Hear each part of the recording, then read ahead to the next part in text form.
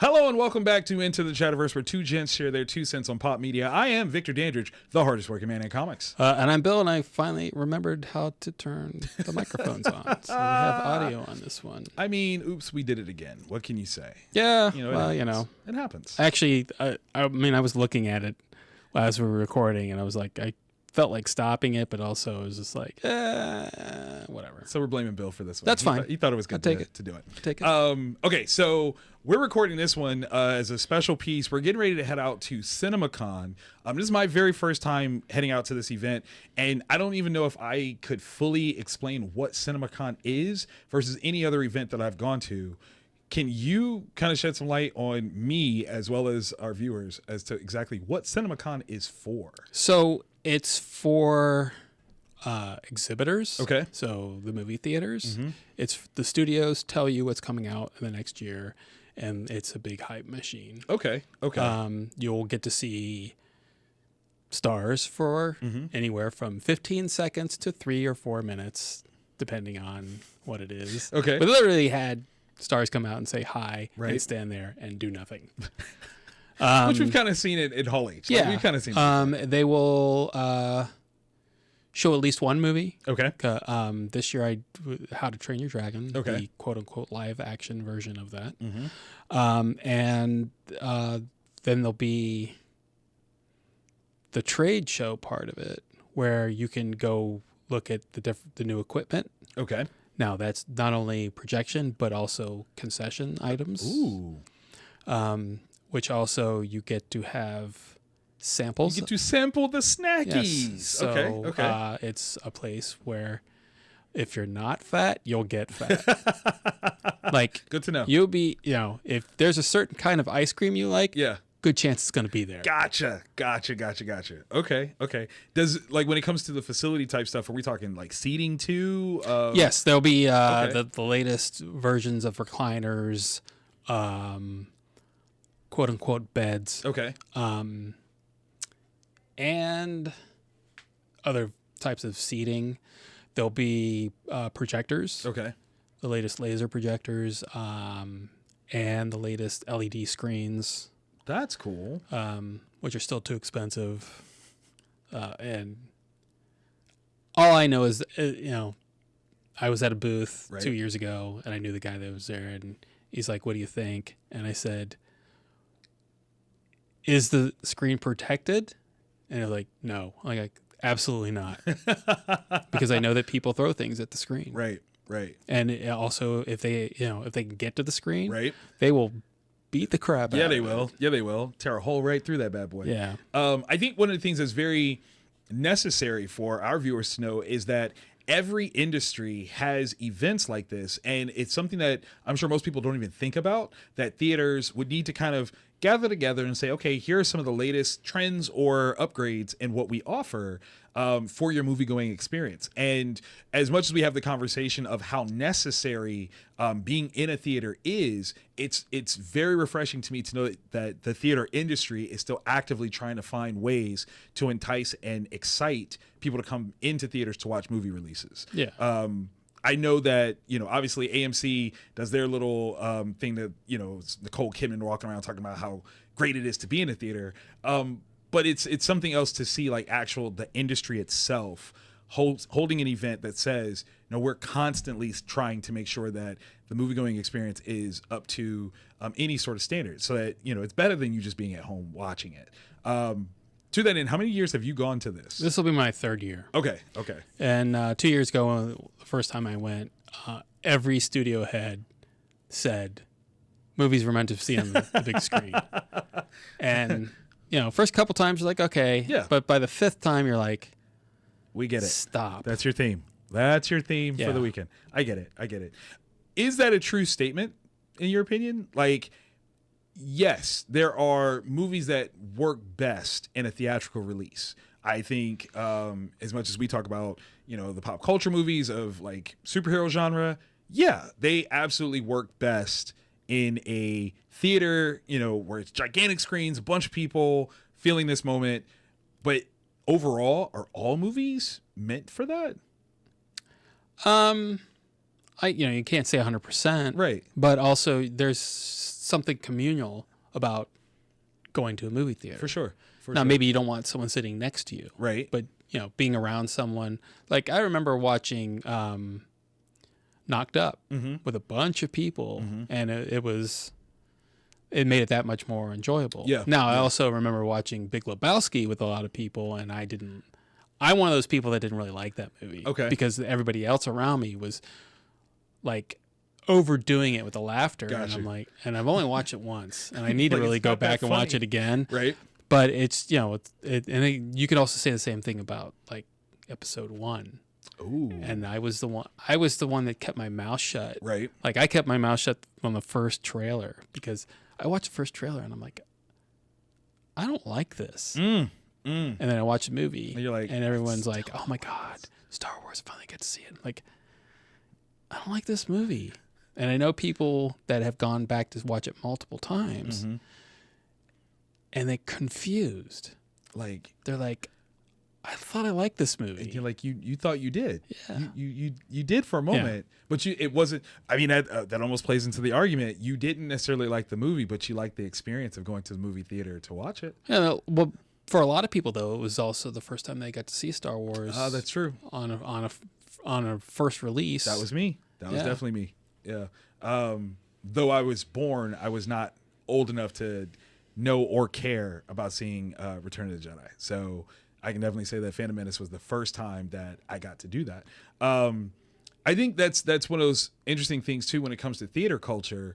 What sort of changes do you guys kind of like perceive for the movie going experience that you try to get back? Like, is there something where you go, well, that was then, we're not going to do that anymore. It's not either probable or possible to get that to happen again. Like, as strange as it is, not being able to, or not having to get there at a certain time to get a good seat. Do you think that has an effect on the movie going experience where now you can kind of pick where you want to sit when you get your ticket?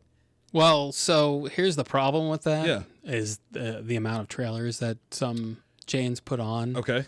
Like I know a lot of people complain about movie says it starts at 7, right? But the movie didn't start until 7:30, 7:40, something like that. Because we get that complaint because they come later because they're expecting more trailers and we don't put as many trailers on. Gotcha. Okay. Like, sorry? Who doesn't come for the trailers though? like, how do y'all not want to? Well, when you've got like 7, 8, 9 trailers, it gets to be. I mean, sure, enough. I get that. And I feel for people like that. Yeah. But also, if you're going to a certain chain and it's the first weekend and you already have your seat, yeah, I can see showing up at 7:30 when the movie's supposed to start at 7. Okay. And also, people don't like trailers because they think they reveal too much. Do you think that that's true? I think it can be for sure, but I think that's a weak argument because with me, the only movie I can think of where if you told me what the end was, I'd totally be spoiled on that would be the Sixth Sense. Right. But even then, I think I would pay more attention to what it is, to what's going on. Like, that's an interesting point about the amount of information that a trailer spoils. Particularly, okay, I remember growing up where pretty much every Friday a new movie was coming out. Yeah. And to that end, because of that, I think you had less trailers because there was just always something coming out. You had maybe more disbursement of trailers amongst different movies, but every theater didn't really seem to have like a ton of trailers. It had a few because you knew like someone's going to be back at the theater like next week because that's what you did. There was a movie every weekend to see. Am I wrong on that? So I understand your logic behind that, but the addition of trailers was happening before like the pandemic. Right. And there was movies coming out every week anyway. Okay. The idea behind putting so many trailers is to get a better return from the studios. Oh. It's a negotiating tactic. Right. That's interesting. So we'll promote more of your upcoming features for a lesser price of this one particular one. Right. Okay. All right. And when you go to Cinemacon, Yeah. you'll see someone who is going to tell you that ticket prices are too high, and he works for a studio. He's done it the last 2 years. but the studio's price tag on these movies is why the ticket price.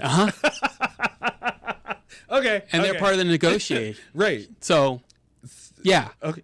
Yeah. All right. Oh, I can't stand this guy. Okay. And you'll know it. I'll know it. You'll know it. It's like, as soon as like, I think ticket prices are too high. I'm like, that's him. Yeah. That's him right there. Yeah. That's funny. Okay. All right. I'm very excited about this, actually. I have no real idea of what to expect. What I am hoping for, though, is that there is the opportunity that by being at this event, we get to sign up for screeners. And I have no idea if I should look for this, if I should expect it, or anything like that. But I'm putting it out there right now that I hope that there is the opportunity that we get to put ourselves in a pool for screeners that we don't necessarily get immediate access to. Is that something you've ever seen? I've never even thought about that, to be honest. But I don't know if the people that are involved with that from the studios are actually going to be there. Okay. All right. I'm fingers crossed. I mean, you'll be able to talk to the execs that work at that, run on my theaters. Okay. So, excellent. we're going to be going to dinner with them. Yes. And we'll be at every event with them. And that includes the CEO. Okay. I'm definitely excited about that opportunity. I think that's the thing that I'm really looking forward to this as is just this brand new experience to get another bit of insight to an industry that I have loved, and I know that this is very industry specific. Do you think that there is an audience member or type that should come to this event that has an interest either in filmmaking or something like that so that they get a better understanding of some aspect of the business that they don't necessarily know? It's funny because like Coke sponsors something like that for beginning filmmakers. Oh. And that you'll see that there. Okay. I don't necessarily think that, hey, I've got a script. Then I should go to this. Okay. All right. And no studio is going to take a script. Absolutely not. No. Unless you have an agent. Right. I don't think that this is a way to bypass, the channels. But we've had this conversation before that it's kind of important for comic creators to have an understanding of what a comic shop is like. And part of what that does is it gives you just a little bit more insight as to how they make their choices for the things that they're going to carry, things that they're not going to carry, and why either your product will work for that or it won't work for that, and how you market it. And without those things, I think, there's a lot of people that are just kind of creating stuff in the dark. And I was curious if this was one that, even if it's a matter of saying like what movie theaters are open to an independent person coming in and doing a screening at the theater, is that something that would happen? So not necessarily talking to the studios, but talking to CEOs of theaters for any possible events or whatever. Or is that kind of I've had conversations with other exhibitors. Okay. There was one that skewed more PG. Okay.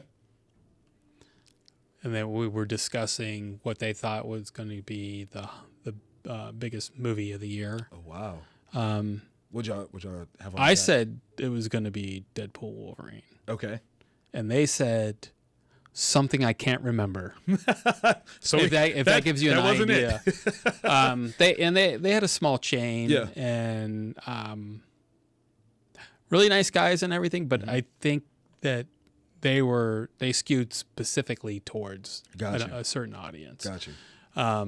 And clearly I am not that audience, because I don't really care what the rating is on a movie. I just, as long as it tells a good story. It's a good movie. Yeah. Yeah. I'm with that. I think as far as people getting an idea of like the equipment behind everything, this is the place to go. Okay. I think to get an idea of how to sell something or to see how things are sold, a festival is the best place for that. That makes sense. That makes sense. Because this really is the hype machine for all the studios. And I was told that it was supposed to be fun. I don't believe that you believe that. Well, it was like I'm really glad that you get to go to these things.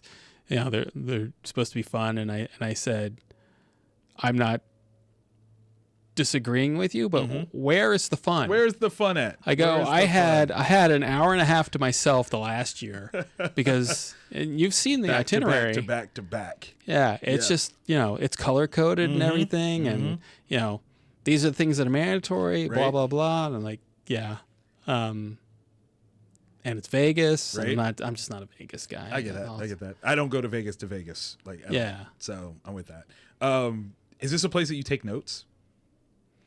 I have, and then the first year I was taking notes, and the second year I was just like, maybe not. Okay, all right. I appreciate what this could be. I'm definitely going in eyes open just to kind of see what we get. No expectations other than that. If we get to see anything more than How to Train Your Dragon, I'm super excited. Well, I heard that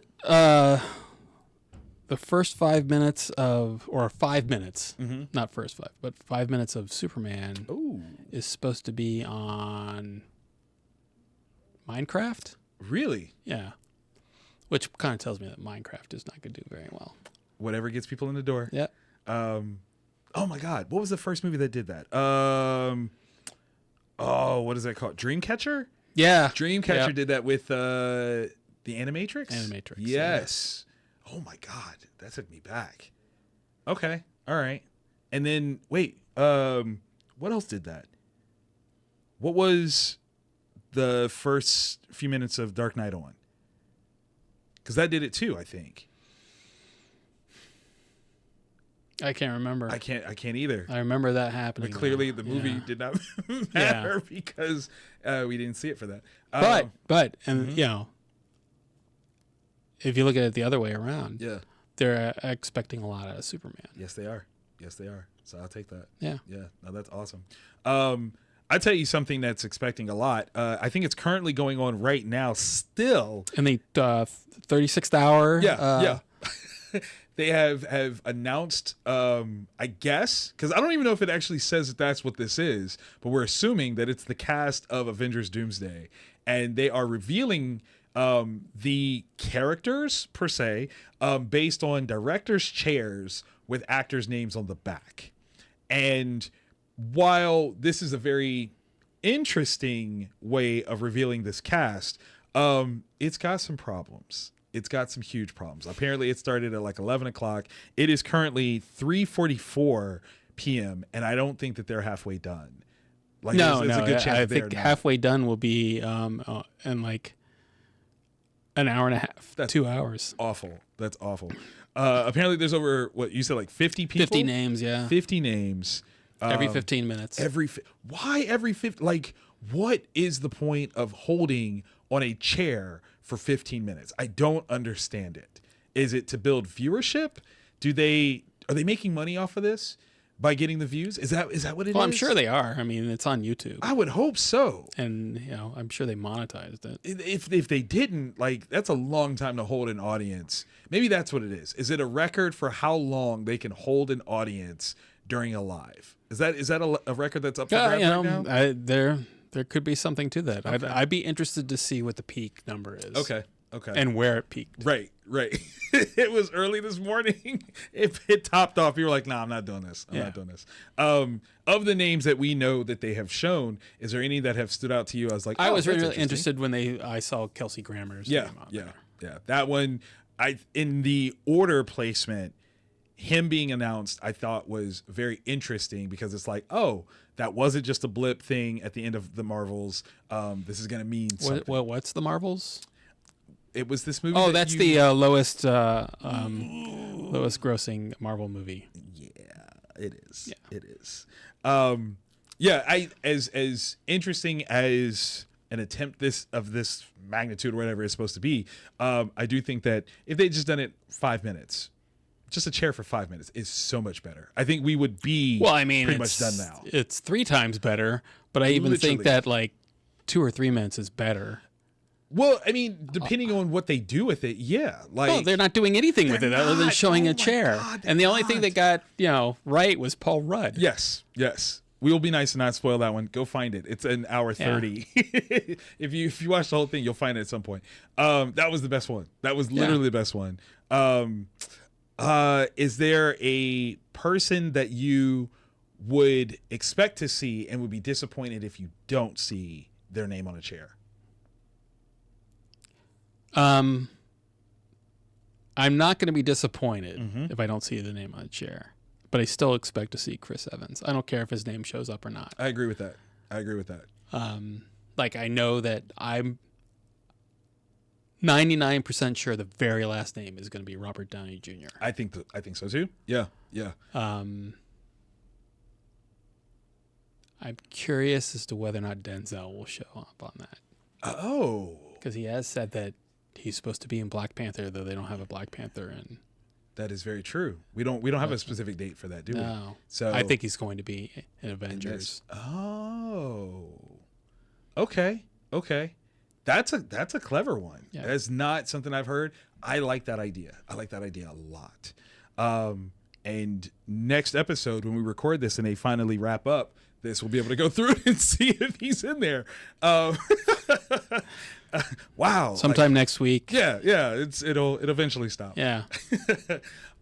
Guys, we are super curious as to what you think about this whole, rollout. Is there a actor or character that you would expect to see in here? There were some that were shown that we've seen before we started recording that I'm not going to say surprised me, but I was like, oh, okay, it's cool that they're putting them in there. Patrick Stewart, I'm looking at you. Considering that the last time that we saw him, he died. So I'm very curious as to how exactly they're going to address that. If this is truly this fun multiversal setup of things, or is he still just dead in a chair? I don't know. I'm curious as to what we're doing. That's going to be an interesting one.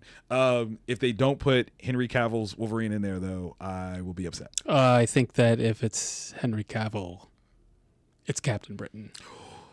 Ooh.